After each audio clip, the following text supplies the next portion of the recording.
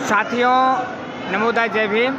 आप देख रहे हैं न्यूज़ बीएसपी इंडिया में दिल्ली से। आज यहाँ पर 6 दिसंबर 2024 को बाबा साहब डॉक्टर अम्बेडकर के महापरिनिर्वाण दिवस पर चैत्य भूमि आए हुए थे। हम इस समय मौजूद हैं सीएसटी रेलवे स्टेशन। यहाँ पर हम देख रहे हैं कि बाबा साहब डॉक्टर अम्बेडकर की एक नहीं दो नहीं बल्कि कई तस्वीरें यहाँ पे लगाई गई हैं, होर्डिंग लगाया गया है चारों तरफ। और ऐसा लगता है कि देश विदेश से लोग चल कर के और बाबा साहब को श्रद्धांजलि देने के लिए यहाँ पर आए थे। और जिसमें से कि आप ये यहाँ की कम भीड़ है अभी इससे पहले तो बहुत ज़्यादा भीड़ थी रेलवे स्टेशन पर कि देश विदेश से जो लोग चल कर के आते हैं। हमारे बीच में यहाँ पे कुछ साथी हैं, उनसे हम जानना चाहेंगे कि सर आप कहाँ से आए हैं? मैं advocate Suresh Chandra from Uttam Nagar New Delhi and general secretary for the Bharatiya Bauddha Mahasabha Delhi state. और मैं यहाँ पर जो विश्व स्तर का विश्व का सबसे बड़ा जो अरब सागर है, अरब सागर के किनारे भारत की आर्थिक राजधानी बॉम्बे में जो बाबा साहिब की अंतिम पहचान है चैत्य भूमि। क्योंकि अंतिम पहचान मैंने इसलिए कहा क्योंकि बाबा साहिब का अंतिम संस्कार उसी चैत्य भूमि पर हुआ था। क्योंकि इस देश के तत्कालीन मनवादियों ने बाबा साहिब को दिल्ली में जगह नहीं दी और बाबा साहिब के बाद भी जो दलित समाज के भारतीय स्तर के जो नेता का देहांत हुआ उनको भी दिल्ली में जगह नहीं दी।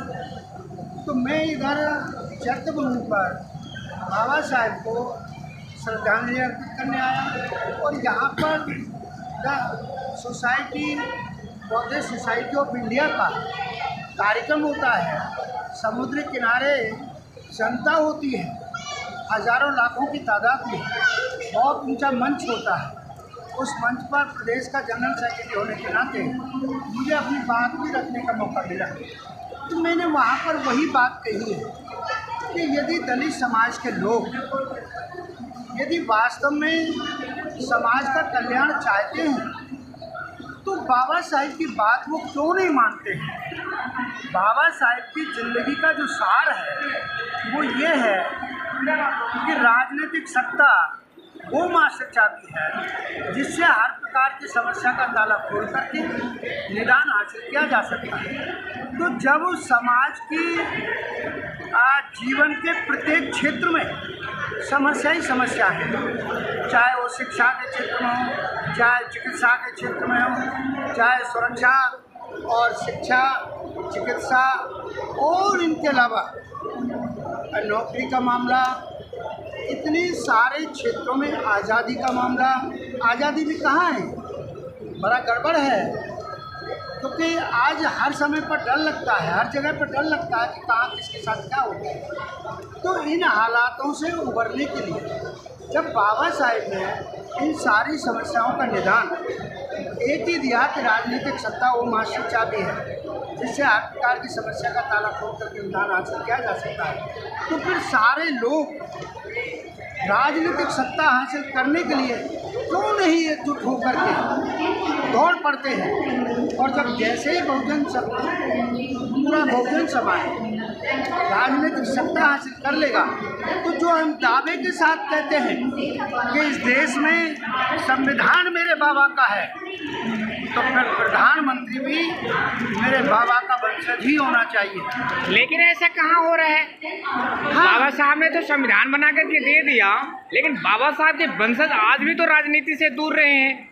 और अगर राजनीति में हैं भी तो वह भी उस चीज़ से दूर रहे हैं जो बाबा साहब ने कहा था कि मास्टर की वो चाबी है जिससे सभी प्रकार के ताले खोले जा सकते हैं।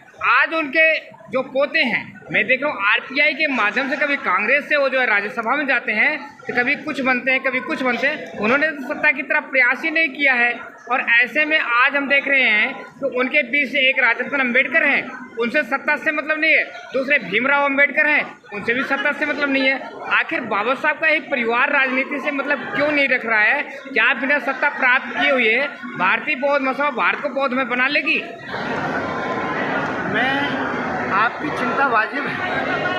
मैं ऐसे मौके पर उस शख्सियत को भी याद करना चाहूँगा जिस शख्सियत ने इन बाबा साहिब का फोटोग्राफ तो 1984 से पहले भी था। बाबा साहिब का ये चैत्य भूमि 1984 से भी पहले था। बाबा साहिब का संविधान भी 1984 से पहले था इस देश में, लेकिन कोई भी बाबा साहिब का नाम लेना पसंद नहीं करता था। यहाँ तक कि मैं अगर सही कह रहा हूँ तो यहाँ की जो ब्राह्मणिकल सिस्टम की सरकारें थी उन्होंने भी बाबा साहिब के नाम को दबाने का काम किया, उनको दबाने का काम किया बाबा साहिब के चरित्र। लेकिन धन्य है आपको बहुजन समाज पार्टी की स्थापना करने वाले, वामसेक की स्थापना करने वाले, BBF की स्थापना करने वाले, बहुजन को संगठन के रूप में संगठित करके जो आज समाज को इकट्ठा किया है वो शख्सियत मान्यवर कांशीराम साहब ने आज बाबा साहिब को और बाबा साहिब के संविधान को घर घर तक पहुंचा दिया है। छोड़ दीजिएगा भारत की बात, मान्यवर कांशीराम साहब ने तो बाबा साहिब को इंटरनेशनल लेवल पर सभी देशों में पहुंचा दिया और यहाँ तक भी कर दिया कि जो पूरे संसार का एक बहुत मजबूत देश माना गया है और उसको गुंडा भी बोलते हैं कि भाई उससे बड़ा गुंडा कोई नहीं, अमेरिका जैसे देश को भी ये लिखने को मजबूर कर दिया कि the symbol of knowledge doctor B.R. Ambedkar. तो आज जो उनके परिवार है, आज उनके परिवार को ये होश आ रहा है कि मान्यवर कांशीराम साहब और जबकि साहब ने तो ये भी पहले प्रयास किए हैं, प्रकाश राव अम्बेडकर को भी बात की, RPI के सारे लोगों को बात की, लेकिन वो लोग नहीं माने। उन्होंने तो एक ही बात कही कि कांशीराम ये बात हो सकत नहीं, लेकिन मान्यवर कांशीराम साहब ने ये सारी बातें करके दिखा दी, सिद्ध कर दिया और आज वो लोग महसूस करते हैं इस बात को। लेकिन वो बाबा साहिब ने जो दो बात कही, जिंदगी का एक और उनका लक्ष्य रहा है और बिल्कुल उन्होंने 21 साल पहले घोषित कर दिया था कि मैं हिंदू पैदा जरूर हुआ हूँ लेकिन मैं हिंदू के रूप में मरूंगा नहीं। और उन्होंने सारे धर्मों की पूरी पढ़ कर के तब उन्होंने बौद्ध धर्म को अख्तियार किया। और आज हमारी समझ में आ रहा है कि यदि धर्म विशेष हिंदू धर्म इतना ही बढ़िया था तो इस देश में बौद्ध धर्म की स्थापना करने की क्या जरूरत पड़ी। और यदि इस देश में धर्म विशेष इतना ही बढ़िया था तो जैन धर्म को स्थापना करने की क्या जरूरत पड़ी। अगर धर्म विशेष इतना ही बढ़िया था तो इस देश में सिख धर्म की स्थापना करने की क्या जरूरत पड़ी। और अगर धर्म विशेष इतना ही बढ़िया था तो सतनामी धर्म की स्थापना करने की क्या जरूरत पड़ी। इसका मतलब हुआ कि बाबा साहेब ने सारे धर्मों का अध्ययन करने के बाद तथागत गौतम बुद्धा का मध्यम मार्ग ही अपनाया और मध्यम मार्ग को अपना करके धर्म को अपनाया। तो मैं धर्म नहीं बोल रहा हूँ और धर्म नहीं बोल रहा हूँ। धर्म और धर्म तो अफीम होती है। धर्म और धर्म में अंतर क्या होता है? आपने कहा कि मैं धर्म को नहीं मानता, लेकिन धर्म को क्यों नहीं मानता और धर्म को क्यों मानता? धर्म और धर्म में अंतर क्या है? मैं बोल रहा हूँ कि धर्म तो एक अफीम है, उसके नशे नशे में आदमी अंधभक्त हो जाता है, गोबर खाना शुरू कर देता है, ऐसे में तो सारे पेशाब पीना शुरू कर देता है। लेकिन जो धर्म में है वो अफीम जैसा नशा नहीं है, उसमें अंधविश्वास और पाखंड नहीं। तो इतने कथावाचक जो धर्म फैला रहे थे अफीम बांट रहे हैं क्या?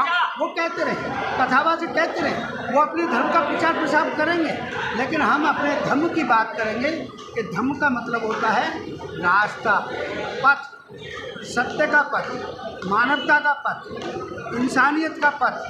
तो ऐसे धर्म को और जो दूसरे धर्म हैं उनमें ये विशेषकर अंतर है। इसलिए बाबा साहेब ने ये कहा भी है, बहुजन समाज को कहा है कि यदि बहुजन समाज के लोग यदि बहुजन समाज का कल्याण करना चाहते हैं तो उनको अंधविश्वास और पाखंड से बाहर निकालना होगा समाज को। नहीं तो जो अभी आपने कहा कि वो जो कथावाचक और वो जो लोग हैं वो मेरे दलित समाज को बहकाते रहेंगे और वो इस काम में 90% भीड़ तो 90% भीड़ बाबा के कथाओं में तो बहुजनों की होती, महिलाओं की होती, हमारे समाज के ही तो जाते हैं। जो हिंदू धर्म का प्रचार प्रसार करते हैं उनके घर की तो एक महिलाएं वहाँ नहीं दिखती हैं। आप बिल्कुल ठीक कह रहे हैं और आपकी चिंता भी वाजिब है और ऐसा हो रहा है, लेकिन पर इसे रोका कैसे जाएगा? ये मेरे जैसे आदमी की जिम्मेदारी, हर आदमी की जिम्मेदारी है कि मैं ही बौद्धिस्ट न हूँ, मैं ही धम्म को अख्तियार न करूँ, मैं अपनी आने वाली जनरेशन को भी धम्म पर चलने के लिए तैयार करूँ। न्यू जनरेशन जैसे जैसे आती जाएगी और उसकी मात्रा बढ़ती जाएगी, उसमें बहन बेटियाँ भी शामिल होंगी, तो स्वयं जब अंधविश्वास और पाखंड से बाहर निकलना शुरू कर देंगे समाज के लोग, तो उसका भी अंत हो जाएगा, अंधविश्वास और पाखंड का। हाँ, इसमें समय लगेगा, ये चिंता वाजिब है। आप अंत में मैं आपसे ये जानना चाहूँगा, जो कल का कार्यक्रम रहा है चैत्य भूमि से जो संदेश दिया गया वो क्या रहा है? और मैं शॉर्टकट में जानना चाहूँगा, जो the Buddhist society of India भारतीय बौद्ध महासभा है, इसका एक्शन प्लान क्या है कि इस देश में 1956 से लेकर के आज तक दीक्षा ही दीक्षा दिलाई जा रही है, लेकिन भारत के अंदर बौद्धों की संख्या क्यों नहीं बढ़ रही? इसका रीज़न क्या है? भारतीय बौद्ध महासभा केवल मात्र, जो आप भी पहले कह रहे थे कि वो धम्म के प्रचार प्रसार में लगे हैं, राजनीतिक क्षेत्र में नहीं है, क्योंकि वो राजनीतिक क्षेत्र में फेल हो चुके हैं। कैसे कि जो रिपब्लिकन पार्टी ऑफ इंडिया है, तो रिपब्लिकन पार्टी ऑफ इंडिया लिखने में जितने अक्षरों का इस्तेमाल होता है, रिपब्लिकन पार्टी ऑफ इंडिया उतने ही टुकड़ों में बट और वो नेस्तनाबूद हो गई है। 2-3 लोग हैं संसद में हैं, अब उनको देखो, रामदास क्या है, रामदास अठावले तो वो तो भारतीय जनता पार्टी और मोदी को कहता हो तो 50 साल राज करेगा मोदी। वो नशे में रहता है, हर वक्त नशे में बोलता है, तो नशेड़ी का कोई भरोसा नहीं है।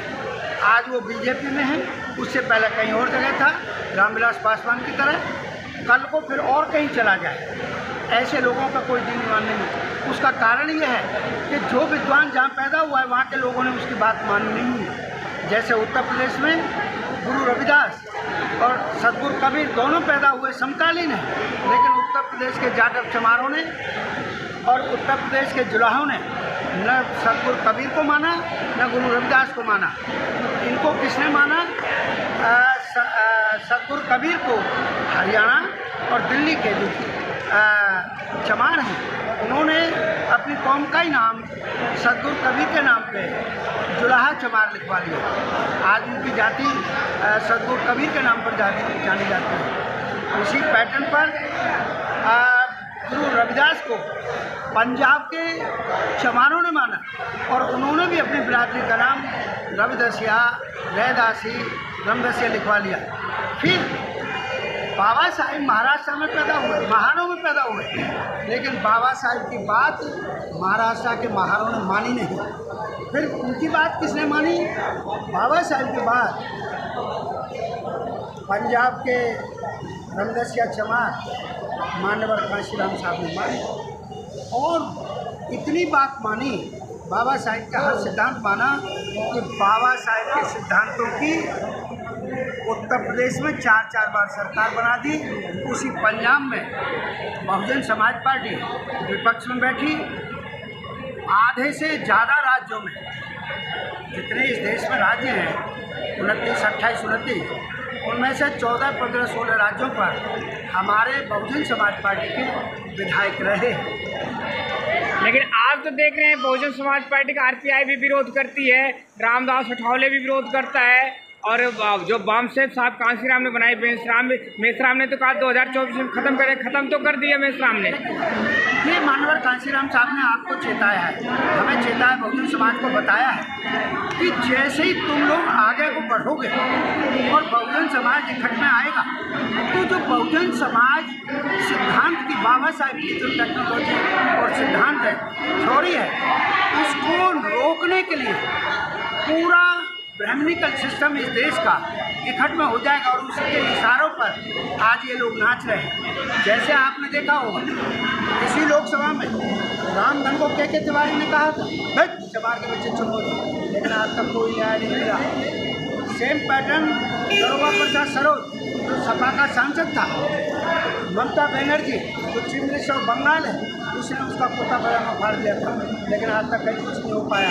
और बहुजन समाज पार्टी के अमरोहा से जो सांसद रहे दानिश अली जी, लेकिन ना कुछ आदमी ने जिन लोगों ने किले विले की ज़मीनें बेच बाच करके देख लिया, नहीं तो इनके खेतों में जवासे की एक वो होता है, कांटे होते हैं, वही पैदा होते थे। तो रमेश मिथुन को उसके पीछे लगा दिया बीजेपी ने, और उसको बहुत गंदे शब्द जो मुझे नहीं कहने चाहिए लेकिन जो कहे गए हैं लोकसभा में, कटल्ला मुसल्ला पता नहीं क्या क्या, उसको तो आतंकवादी तक कह दिया, कटुआ तक कह दिया था। ऐसे ही सहारनपुर वाले चंद्रशेखर के पीछे भी ये 4-5 पागल सांसदों को लगा देंगे, उसे चुप करा देंगे। बहुत बहुत धन्यवाद, आपने इतनी जानकारी दी।